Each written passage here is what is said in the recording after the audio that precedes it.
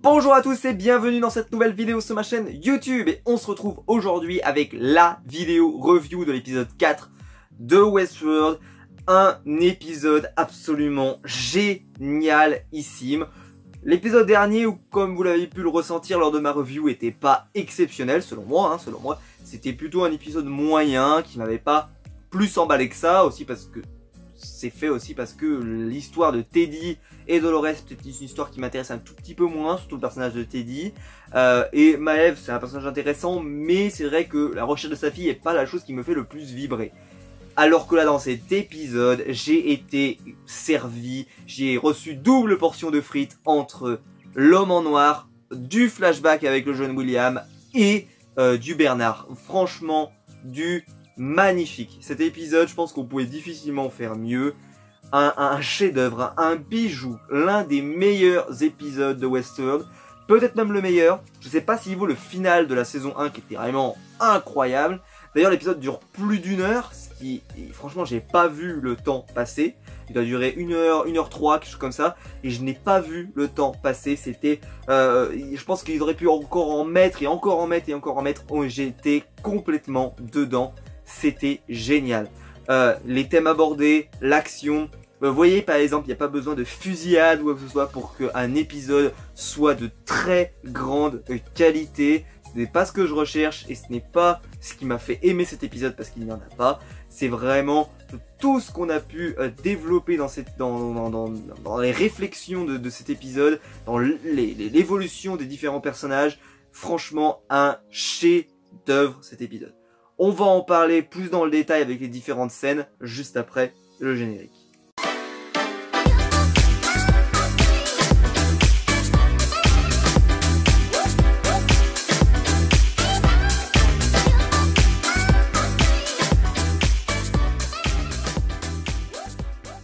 Alors ce qui m'a le plus impressionné dans cet épisode, c'est les deux histoires qu'on a pu développer, c'est-à-dire l'histoire avec Bernard qui retrouve Elsie sous un peu l'impulsion de Ford, et de l'autre côté l'histoire avec l'homme en noir, William, que ce soit William jeune ou le Ed Harris. Ces deux histoires ont été absolument passionnantes à suivre. Alors déjà moi je n'ai pas été surpris que Elsie soit en vie. Pour moi, si jamais elle avait dû mourir à ce moment-là, je pense qu'il nous l'aurait montré. Je vois pas pourquoi il nous l'aurait, il ne l'aurait pas fait devant nous, même si c'était pour cacher le fait que ce soit Bernard qui l'a attaqué. Ok, je peux comprendre, mais franchement, je pense qu'il nous l'aurait montré suffoqué, etc. Mais s'il ne montrait pas Bernard, il nous aurait montré morte, pourquoi pas sur le sol avec les yeux ouverts, etc. Enfin voilà, il y avait des moyens de nous montrer qu'elle était vraiment morte. Et là, ça n'a pas été le cas, donc j'étais quasi convaincu qu'elle n'était pas morte. Bernard trouve une sorte de tunnel et dans lequel il a ses souvenirs qui se mélangent un petit peu avec ses actions qu'il mène dans le présent, on pourrait dire. Et il dit je suis déjà venu ici, je suis déjà venu dans ce coin-là, c'est bizarre, etc. Et il va commencer donc à faire une sorte de trip, c'est-à-dire à se dire c'est bizarre, je connais cet endroit, je ne sais pas pourquoi ça existe, mais je sais l'ouvrir, hop, il va l'ouvrir. Et j'ai trouvé ça absolument passionnant, c'est-à-dire de minute en minute, moi j'avais envie de savoir jusqu'où ça allait nous emmener, qu'est-ce que c'était que ces différents lieux. En plus c'était génialement fait parce qu'on avait Bernard qui d'un coup avec il fermait les yeux et rouvrait les yeux et d'un seul coup on voyait ce qui se passait avant avec les chercheurs qui étaient en train de réfléchir sur différents sujets, etc. J'ai trouvé ça génial. Est-ce que j'avais vu venir le fait que cette histoire allait croiser l'histoire qui était en train de se développer avec l'homme en noir, enfin avec William? Je l'avais un peu senti venir parce que je trouvais que je trouvais que ça commençait un peu à parler des mêmes sujets. Je sais pas, je trouvais que ça me parlait bien et surtout, plus ça avançait, plus je me disais mais là l'épisode c'est vraiment génial ce qui se passe. Et quand j'ai vu, on va en parler après, ce qui s'est passé dans le passé avec Ed Harris, etc.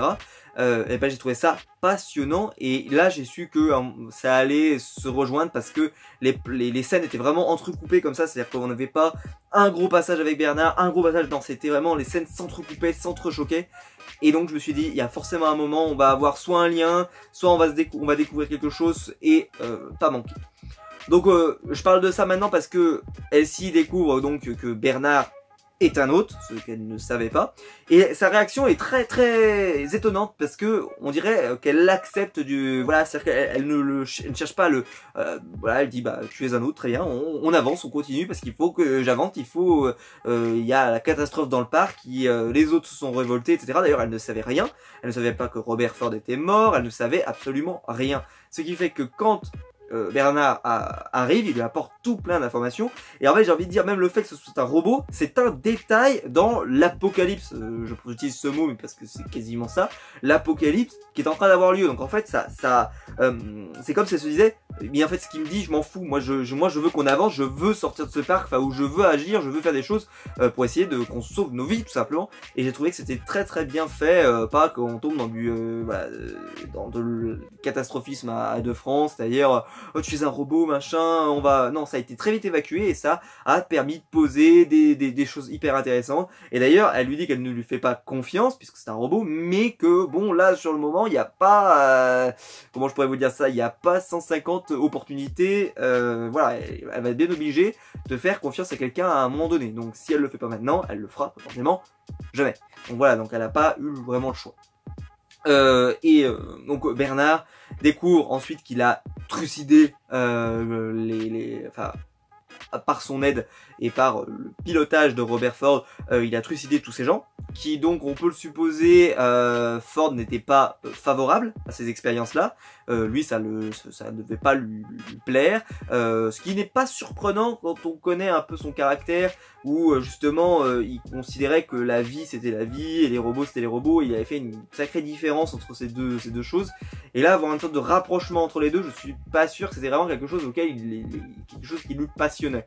Même si quand on voit ce qui se passe dans l'arc avec William dans le présent, je me pose des questions sur effectivement le but de cette mission, et comme je vous l'avais dit, moi je pense que le but de cette mission c'est effectivement de chercher la quête de l'immortalité. Et sauf que ce qu'on se rend compte, c'est que cette quête de l'immortalité, que je pensais qu'il serait l'aboutissement en fait de la saison, boum, épisode 4, en fait, on découvre que cette quête a déjà été menée, qu'on n'a pas, même si en fait c'est pas abouti, ce qu'on voit, mais ça existe déjà.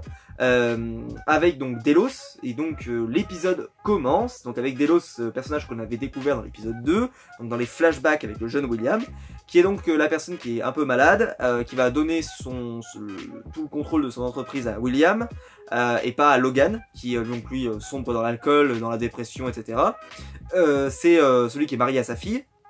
Et malheureusement, il va atteindre une maladie grave, ce qui va lui dire, bah, on va investir dans ce parc, dans Westworld. Et ce qu'on se rend compte, c'est que donc, ils lui ont fabriqué un nouveau corps, ils lui ont transvasé une sorte de micro-cerveau, la rouge, on aurait dit une sorte de gâteau, dans le cerveau pour essayer de recréer sa personnalité. Ce qu'on se rend compte, c'est qu'il a de nombreux bugs. Donc, en fait, ils refont de manière très régulière la même scénette en essayant que le bug se produise de plus en plus tard. Alors au début ça se produit une fois tous les jours, ensuite une fois par semaine, ensuite une fois tous les je sais plus combien de jours, mais je crois qu'il avait tenu 40 jours, un truc comme ça, mais c'est peu dans une vie en fait, ou je sais plus combien de jours, enfin bref, c'est pas important, mais en gros il gagnait des jours progressivement, et il expliquait que à terme, à force de gagner des jours, à s'améliorer, etc., ils allaient pouvoir créer un hôte viable peut-être, sauf que la question qui s'est posée, c'est en tout cas c'est vraiment ce qu'espère William, c'est-à-dire le jeune William, il espère que il va peut-être y avoir moyen que le robot fonctionne en gros, et qu'il devienne vraiment une seconde peau pour l'être humain tout simplement. Et j'ai trouvé ça absolument fantastique, ces scènes-là, elles sont géniales. Delos, c'est un personnage vraiment hyper passionnant à suivre, parce que tu sens que c'est vraiment le personnage qui avait envie de vivre, etc., et qui voilà, est coupé de souffle très rapidement, et qui va devoir enfin, c'était hyper passionnant. Et William, voilà, on va revenir sur William, qui est là, mais et il lui apporte des informations au compte-gouttes. Donc d'abord il lui apporte certaines informations sur sa femme par exemple, une fois où il arrive, il lui dit votre femme, il dit mais pourquoi moi j'ai hâte de revenir dans la vie, de revenir dans la civilisation, etc. Et il lui dit mais votre femme malheureusement elle n'est plus là, elle est morte, elle aussi. D'ailleurs on se demande pourquoi elle n'aurait pas eu le droit à cette expérience, parce que on peut se demander du pognon, pourquoi elle n'aurait pas eu le droit à l'expérience d'essayer de créer aussi sa personnalité, etc. Bon bref, c'est un détail.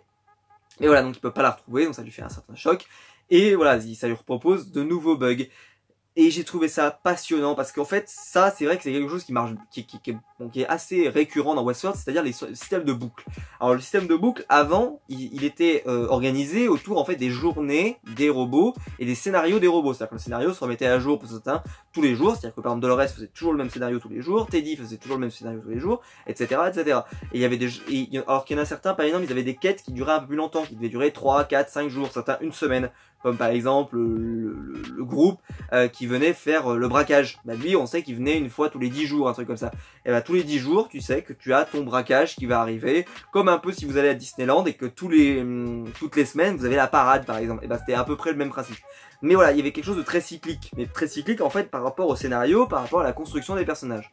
Là, c'est pas le même principe, c'est en fait une expérience. D'ailleurs, la scène qui m'a fait, mais vraiment, j'ai trouvé ça génial, c'est quand il lui dit, attendez, je m'en rendrai compte si, comment je peux dire ça, si j'étais un robot, enfin si on était déjà dans une expérience et tout, et là il lui sort tout le script et j'ai trouvé ça génialissime parce que voilà, ça d'un seul coup ça lui fait comprendre, bah oui, tu m'as déjà dit ça et là tu vas me dire ça dans 2 minutes, tu vas me dire ça dans 2 minutes, tu vas me dire ça dans 2 minutes, et ça tu me l'as dit il y a 3 minutes, ça tu me l'as dit, j'ai trouvé ça fantastique comme façon de montrer ça, c'était hyper visuel et pour nous le téléspectateur, ça marchait du tonnerre quoi, c'était génial. Et donc voilà, on a découvert ça, ce passage-là, franchement les multiples venues de William, j'ai trouvé ça fantastique. Delos qui à chaque fois, on sent, il a envie de sortir d'ici, c'est ce qu'il dit, même si on peut se demander, vu qu'il le reboot à chaque fois, il a pas forcément la notion du temps qu'il passe ici, même si pour lui il passe très peu de temps en fait, mais il se passe énormément de temps. Et donc je passe un peu les détails, mais déjà là, je vais juste parler un peu comme ça, je vais pas faire mon cinéphile de base, mais qu'est-ce que les plans étaient magnifiques, c'est-à-dire ce côté circulaire, comme un peu un poisson qui serait bloqué dans une boucle, dans la mémoire d'un poisson comme on dit souvent. Il y a en plus un petit poisson rouge dans la scène où on voit, ça donne vraiment cette impression, vous avez le sablier, vous avez le temps, en fait on sent vraiment que c'est une bulle bloquée dans l'esprit, dans le temps, et qui ne bougera pas quoi, tout simplement. Et j'ai trouvé ça absolument génial, les caméras étaient super bien placées, un côté tout blanc, tout machin, une sorte de paradis. Mais qui n'est pas un paradis, c'est une sorte d'enfer, c'est une sorte de prison, mais en même temps j'ai trouvé ça très très bien. Quand ils font disparaître, voilà par exemple le corps, peut-être parce que justement il est trop endommagé, ils font en recréer un autre, et avec cette façon de faire tout disparaître, avec la flamme qui descend du sommet et tout, j'ai trouvé ça absolument visuellement, j'ai trouvé ça parfait quoi, très très très très bien. Bravo. Parce que voilà, là Westworld vous avez fait quelque chose d'assez exceptionnel. On va parler donc ensuite de ce qui s'est passé, donc je vais parler de la deuxième partie de cette intrigue là, et après je parlerai de l'homme en noir plus dans sa partie Westworld. Là ce qu'on a vu, et ce qui était absolument passionnant, et là je m'attendais pas que ça arrive comme ça, et en plus c'est arrivé tout de suite, l'épisode a été très long mais il était absolument génial, j'ai pas vu le temps passer, et d'un coup, et là c'est plus William qui arrive, c'est le vieux William. Donc moi je l'appelle l'homme en noir. C'est vraiment la différence parce qu'il y a l'homme en noir et William. C'est plus simple pour moi pour vous faire comprendre à qui je m'adresse et de qui je parle. Et là, la scène est d'une violence, d'une sincérité absolument incroyable. J'ai trouvé ça génial. Il lui apporte toujours cette même bouteille.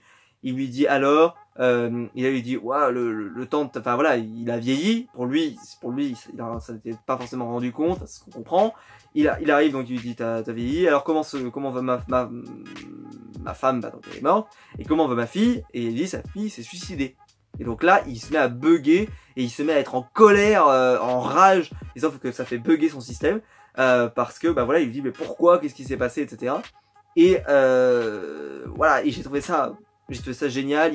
Et comment va sa petite fille, donc c'est la fille de l'homme en noir. Ici il dit juste elle est pas très en forme, elle va bien, ou je sais plus qu'est-ce qu'il dit, mais en tout cas en gros on sent que tout le monde de Delos s'est effondré pendant qu'il était dans cette bulle, et donc lui il va peut-être atteindre la vie éternelle, mais au final toutes les personnes auxquelles il était attaché dans sa vie ne seront plus là quand il sortira de cette bulle, Et ça fait réfléchir l'homme en noir sur un peu la vie à tout prix, quoi. C'est-à-dire la vie éternelle à tout prix. Est-ce que ça vaut vraiment le coup ou pas? Est-ce qu'il vaut mieux plutôt, tout simplement, vivre sa vie? Voilà, vivre une vie, le temps qu'on t'aura accordé, ben voilà, ce sera ton temps, il faudra que tu en fasses le meilleur usage, et c'est tout. Et c'est une vision hyper, alors moi c'est une vision qui me touche beaucoup parce que c'est un sujet que la mort, c'est un sujet qui me, voilà, qui me touche personnellement, mais c'est un sujet qui vraiment j'ai trouvé hyper poignant parce que dans sa façon hyper froide d'aborder le sujet, c'est-à-dire d'un coup, voilà, il y a aucun sentiment quasiment dans ses phrases, alors que pourtant il s'adresse à son beau-père, mais il y a aucun, c'est vraiment, il est d'une froideur. Ed Harris, c'est un acteur exceptionnel, ça, on n'a pas besoin de le répéter parce que tout le monde le sait. Mais j'ai envie de dire, là, cet épisode a encore une fois montré tout le talent de Ed Harris parce que il est incroyable, il est glaçant tout en étant, mais parce qu'il n'est pas menaçant ou quoi que ce soit, mais il est glaçant.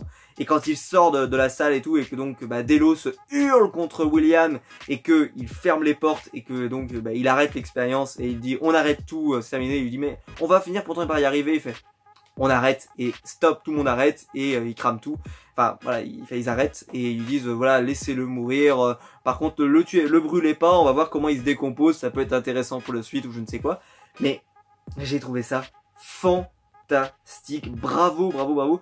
Et d'ailleurs, cette scène-là, on pourrait se poser la question de quand est-ce qu'elle est, parce que elle est forcément avant la saison 1, ça c'est évident. Mais combien de temps avant? Est-ce qu'elle est juste avant qu'il rentre dans le parc, quelques temps avant, un an avant? Voilà, on sait pas vraiment, c'est pas encore hyper, parce qu'il est quand même, il a l'âge qu'il a quand il rentre dans le parc, donc il y a pas de souci. Donc ce qui fait que c'est forcément pas énormément de temps avant qu'il retourne dans le parc et qu'il mène ses actions en tant qu'homme en noir. Donc à voir, peut-être que ce sera expliqué justement que c'était juste avant et que ça lui a donné, c'est ça qui lui a donné envie de venir dans le parc, plus que le suicide de sa femme, etc.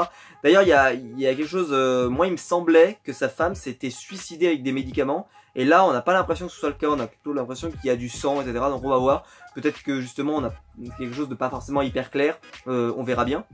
Et puis voilà, j'ai trouvé ça fantastique, mais vraiment c'était génial. Cette histoire se termine, donc hop, et là, cut, et on se retrouve chez Bernard, qui, donc, avec Elsie, sont en train de chercher un petit peu ce qui se passait dans ce labo, et il tombe dans cette fameuse salle dans laquelle il y a Delos, qui donc, s'est un peu décomposé et un petit peu malade, sans être complètement, il est devenu un petit peu fou, à force d'attendre tout seul, etc., et puis il y a eu dégénérescence, on pourrait dire, si on utiliserait un terme médical. Et là, il s'attaque à Bernard et Elsie. Il décide de le repousser et de le tuer, d'abréger ses souffrances, comme elle dit. Alors bon, un robot ne peut pas souffrir, on va dire, mais voilà, d'abréger ses souffrances. Et d'ailleurs, voilà, Elsie lui demande à Bernard cette phrase, elle est géniale, c'est Elsie, elle lui dit alors, j'espère qu'on n'a pas tué un humain, quoi.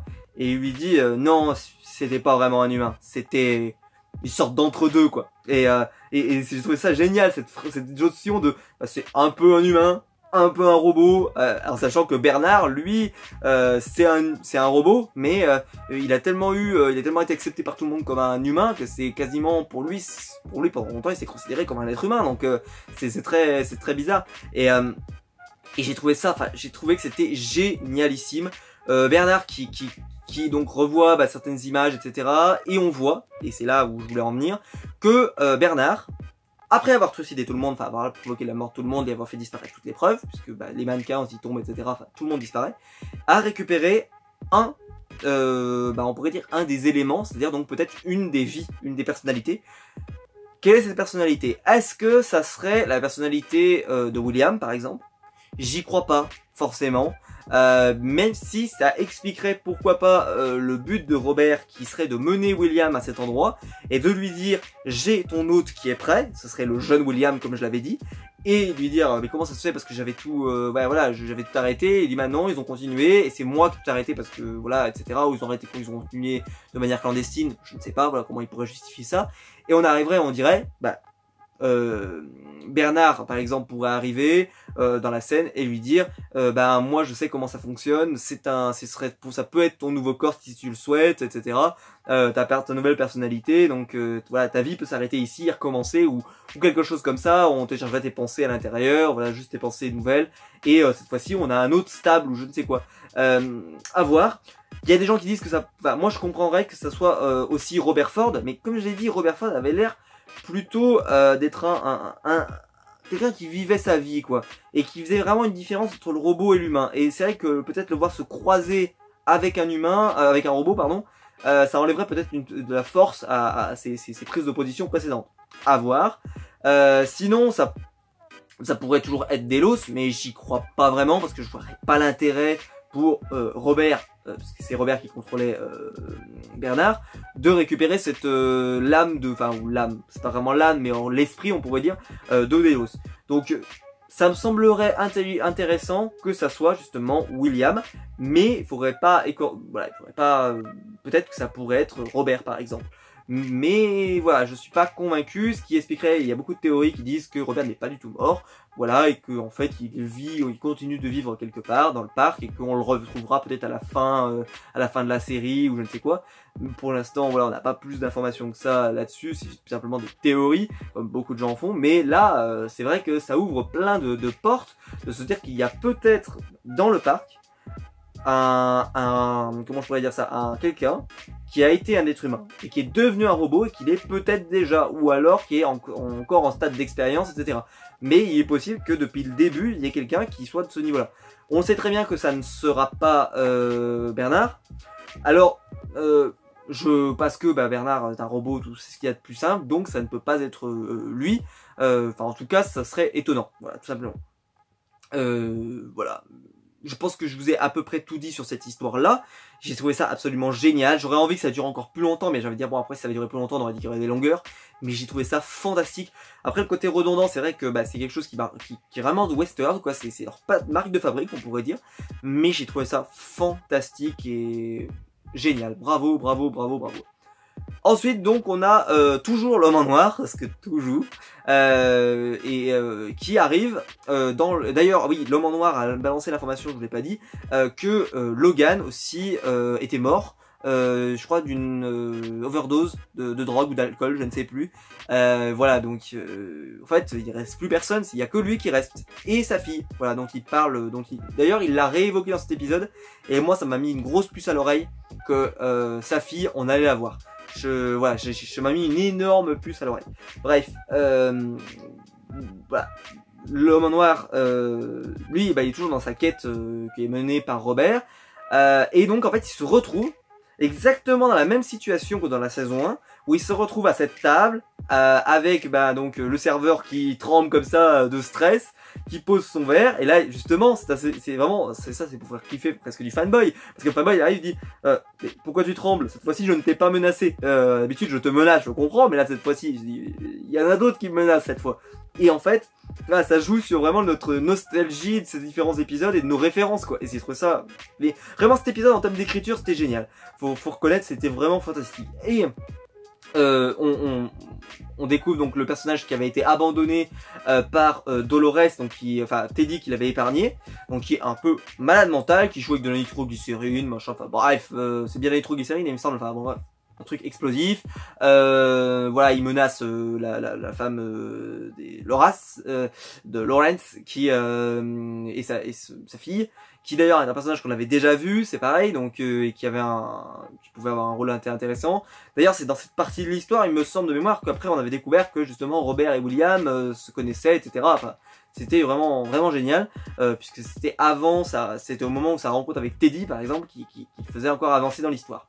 Bref, j'ai adoré tous ces passages là, et surtout ça a posé des questionnements assez philosophiques où en fait on voit des robots se faire torturer, ce ne sont que des robots, et William qui donc agit et finit par agir pour sauver la vie de la famille de Lawrence, et donc de robots. Et donc bah on se dit est-ce qu'il a sauvé parce que voilà il aime d'un seul coup plus le robot, etc. Enfin on se comprend pas trop. Et là bah, justement il y a le Robert qui prend le contrôle de la fille et qui lui dit alors tu commences à comprendre le jeu, etc. Et il lui dit pas du tout, moi c'est simplement qui m'empêchait d'avancer avec cette histoire là qui commençait un peu à traîner et qui me retardait ici, je voulais avancer, etc. En gros c'est ça. Et j'ai trouvé ça voilà absolument génial, même si c'est vrai que cette partie-là, ces scènes-là où le gars il a montré que le fameux, enfin voilà, je sais pas du nom, mais le gangster quoi, qui était vraiment badass, méchant, etc. C'est sûr qu'on n'avait pas trop vu méchant avant, c'est sûr que bon, il fallait vraiment réinsister beaucoup pour voir que c'était vraiment un super méchant. Mais après, c'est vrai que c'était pas un personnage hyper intéressant, donc je suis bien content d'ailleurs qu'il l'ait zigouillé. D'ailleurs, c'est pas lui qui le tue, mais c'est Lorenz, et j'ai trouvé ça super. Cette façon de le tuer, à lui faire boire la nitroglycérine, ensuite lui dire, allez tire, débarrasse-nous-en, en gros, j'ai trouvé ça fantastique, vraiment, bravo, bravo. Et ensuite donc, l'homme en noir donc part à cheval et tombe sur la jeune fille que nous avions vue qui sortait du parc indien. Version Bollywood, donc de l'Inde, on va dire de la période britannique, c'est-à-dire où l'Inde était possédée, c'était une possession britannique. Et donc là, elle se présente et elle dit bonjour papa. Et donc on comprend que c'est sa fille dont il parlait depuis le début. Donc on peut se demander pourquoi elle est là, mais ça explique déjà beaucoup de choses. Ça explique pourquoi elle connaissait autant les robots, parce que si son père il fabrique, enfin il est quasiment le patron, le grand patron du truc, et ben, enfin, en tout cas actionnaire majoritaire. Forcément ça explique pourquoi elle connaît aussi bien les robots et pourquoi elle doute autant que certaines personnes peuvent être des humains ou des robots, parce qu'elle en a peut-être côtoyé beaucoup, elle en a peut-être vu beaucoup et que donc elle a peut-être du mal à faire la différence, etc., etc. Enfin voilà, c'est absolument génial. Voilà, j'ai trouvé ça fantastique. D'ailleurs, ce que je voulais terminer par se dire, c'est que la Westworld est vraiment une série exceptionnelle parce qu'elle pose des questions sur l'humain. Qu'est-ce qui définit l'humain? Et alors, justement, tout ce qui s'est passé avec Delos, qui donc, on préserve son humanité, on lui retire on la retire, on la met dans un robot, et qu'est-ce que ça fait? Eh ben, ça marche pas. Parce que l'âme, enfin, on pourrait dire l'esprit humain, a conscience, en gros, qu'il y a quelque chose qui cloche, et ça le fait bugger, tout seul. Il n'y a pas, voilà, ça le fait bugger. Alors, il arrive à reculer ça, mais il y a forcément un moment où il va se rendre compte qu'il y a quelque chose qui n'est pas normal. Et voilà, et ça me fait penser vraiment à Abernathy, pour ceux qui s'en souviennent, qui, quand il avait découvert la photo où il y avait quelque chose qu'il n'arrivait pas à comprendre, tout simplement, genre quand il y avait, voilà, il voyait une photo avec les États-Unis, avec des buildings, etc., avec une jeune fille, il regarde la photo et il fait, qu'est-ce que c'est que ça, je comprends pas, attendez, il faut que je regarde à nouveau, et là ça l'avait fait bugger, parce qu'il n'arrivait pas à décrypter ce qu'il voyait, parce que c'était pour lui c'était pas concevable, il n'arrivait pas à mettre des mots dessus, etc. Et on a l'impression que c'est un peu pareil pour Delos, mais pour ce cas de figure. Et on peut se demander donc, est-ce que, effectivement, moi je pense que oui, mais parce que comme je vous l'ai dit, Bernard a récupéré un élément, donc on peut supposer que peut-être qu'ils n'ont pas complètement arrêté de travailler dessus, mais mettons que ça soit Robert qui a mis la main dessus, peut-être qu'il a lui travaillé dessus, et vraiment a travaillé dessus dans un but bien précis, peut-être pourquoi pas pour William d'ailleurs, parce que on se souvient que le jeune garçon lui avait dit ce jeu il n'est que pour toi, il n'est pas pour d'autres personnes, c'est voilà, le jeu il est que pour toi William. Donc peut-être que justement ça s'explique parce que le fait que ils avaient plus qu'un seul élément, c'est la pensée de William, et que donc il y a que lui en fait qui peut arriver au bout de cette mission, parce qu'elle lui est destinée. Elle lui est destinée d'accomplir tout ça pour découvrir si effectivement il a besoin de changer de corps ou pas. Enfin bref. Voilà, j'ai trouvé ça absolument fantastique, un épisode absolument génial. Je pourrais en parler pendant encore très longtemps. La musique toujours aussi géniale. Voilà, et en plus la musique dans la scène où ils sont dans cette sphère là, dans cette vitrine. Elle est, en fait, ils ont réutilisé tous les codes, toute la musique de Westworld. C'est-à-dire que, par exemple, vous vous souvenez quand il y avait donc Bernard qui interrogeait Dolores. Et ben si vous réécoutez, vous avez exactement les mêmes musiques placées en fait au même moment.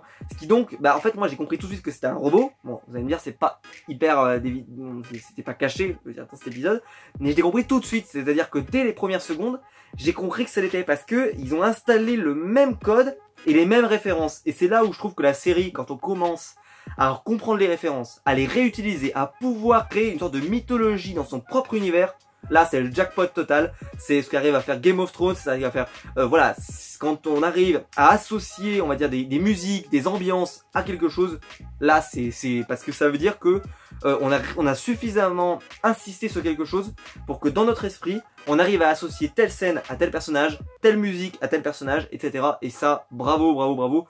Bravo bah, ceux qui composent la musique, mais voilà, bravo à tous ceux qui en fait écrivent la série et font en sorte que chaque épisode bah, nous amène à nous questionner, à nous questionner, à nous questionner.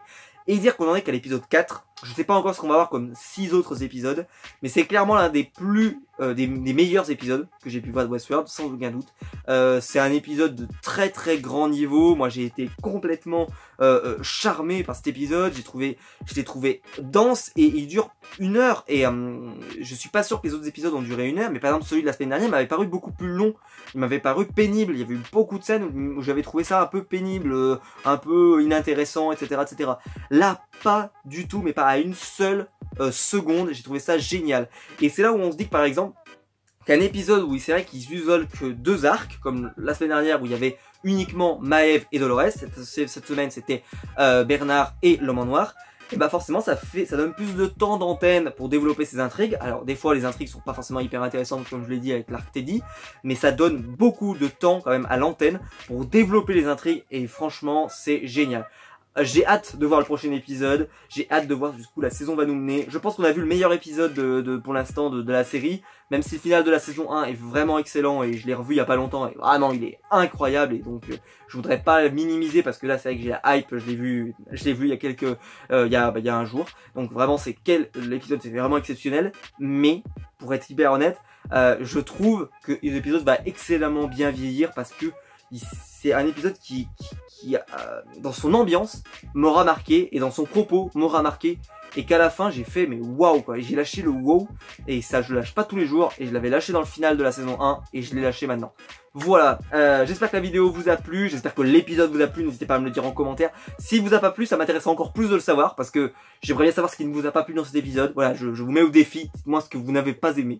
Voilà, parce que j'ai tout adoré. Voilà, toutes les intrigues étaient géniales, c'était fantastique, donc à tous les niveaux. Limite, voilà, on nous aurait emmené Anthony Hopkins, là c'était le jackpot total, voilà, c'était le jackpot genre, on aurait eu Anthony Hopkins et William, l'ancien, qui se seraient rencontrés juste avant que William rentre dans le parc et lui dise du genre je sais pourquoi tu viens dans le parc, mais tu ne trouveras pas ce que tu cherches, et puis on le voit partir, je sais pas, un truc comme ça avec voilà, ça pourrait être génial. Enfin bref, mais voilà, c'était la cerise, ça aurait été la cerise sur le gâteau, mais bon, on n'y croyait pas parce que Anthony Hopkins n'est plus dans la série, mais je trouve ça génial, voilà. Bref, rien qu'avec déjà ce qu'on a eu, c'est déjà très très bien. Voilà, donc n'hésitez pas donc à mettre un pouce bleu si la vidéo vous a plu, n'hésitez pas à vous abonner aussi pour ne pas rater les prochaines vidéos, n'hésitez pas aussi à me dire ce que vous avez pensé de l'épisode, ce que vous pensez de Westworld, parce que moi je pense que ça va commencer à prendre, parce que cette saison on sait qu'elle manque un petit peu de hype, mais si ça continue à faire des épisodes d'une aussi grosse qualité, il n'y a pas de raison, la série va excellemment bien vieillir, ça va être comme Lost, les gens vont en parler après sa diffusion, ils vont en parler, parce que c'est des séries dans lesquelles, comme Breaking Bad aussi, où ça a commencé un petit peu dans l'anonymat et que ça finit très très fort, et ben là ça peut être ce genre de cas, c'est-à-dire que si la série devient vraiment exceptionnelle, il n'y a pas de raison que le bouche à oreille fasse pas que on n'en parle pas, enfin que ça marche pas. Donc n'hésitez pas à en parler autour de vous, à dire que cette série est vraiment géniale si vous le pensez bien entendu, parce qu'elle en vaut le coup. Si vous avez des gens qui ne l'ont jamais vu, ça risque vraiment de leur mettre une jolie petite claque, vraiment c'est très très très très très bon. Voilà, on va arrêter la vidéo ici, on se retrouve très vite pour une prochaine vidéo, allez, ciao!